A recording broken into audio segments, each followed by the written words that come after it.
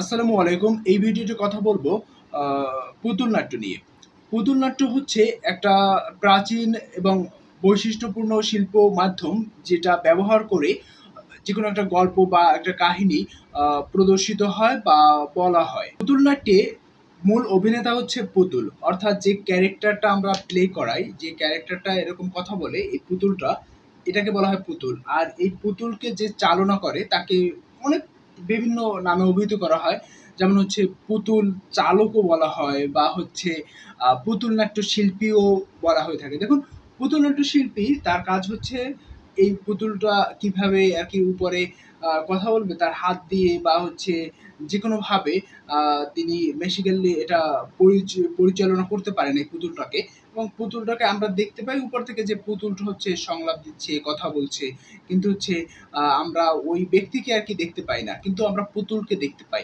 অর্থাৎ এই পুতুল নাট্যের মাধ্যমে যে কথাগুলো বলা হয়, বিভিন্ন বার্তা দেয়া হয়, তারপর হচ্ছে বিভিন্ন ঐতিহাসিক বা পৌরাণিক ঘটনাও কিন্তু পুতুল নাট্যের মাধ্যমে আমরা দেখতে পাই, যেটা বলা হয়ে থাকে। পুতুল নাট্য শুধুমাত্র একটা শিল্প মাধ্যম নয়, এটা সংস্কৃতির অনেক বড় একটা অংশ।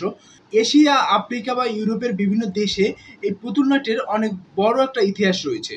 আবার অনেক সময় বিভিন্ন দেশে আমরা দেখতে পাই যে ধর্মীয় কাহিনীতে পুতুল নাট্যটাকে পরিচয় করিয়ে দেওয়া হয় বা পুতুল নাট্যের মাধ্যমে কোনো ধর্মীয় কাহিনীও কিন্তু উপস্থাপন করা হয়ে থাকে। এবং এই পুতুল নাট্য কিন্তু সামাজিক সচেতনতা বৃদ্ধি করা এবং হচ্ছে শিক্ষাদানেও কিন্তু ব্যবহার করা হয়ে থাকে।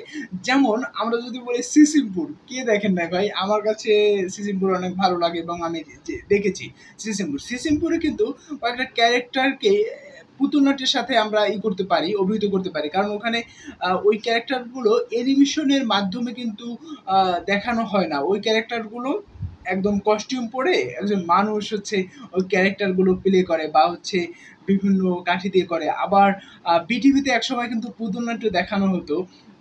ভদ্রলোকের নাম আমি ভুলে গেছি। তিনি আর কি দেখাতেন। তার ফেসটা আমার মনে পড়ছে, বাট তার নামটা আমি বলতে পারছি না। আহ, তিনি আর কি পুতুল নাট্য দেখাতেন। ওই নাটকগুলো আমরা দেখতাম কিভাবে হাতই করা থাকতো, এরকম কথা হতো। আবার পুতুল নৃত্যও কিন্তু থাকে, যেটা হচ্ছে এরকম এরকম দড়ির মতো থাকে পুতুলের টানানো। তারপর ওটা কিরকম একটা করে।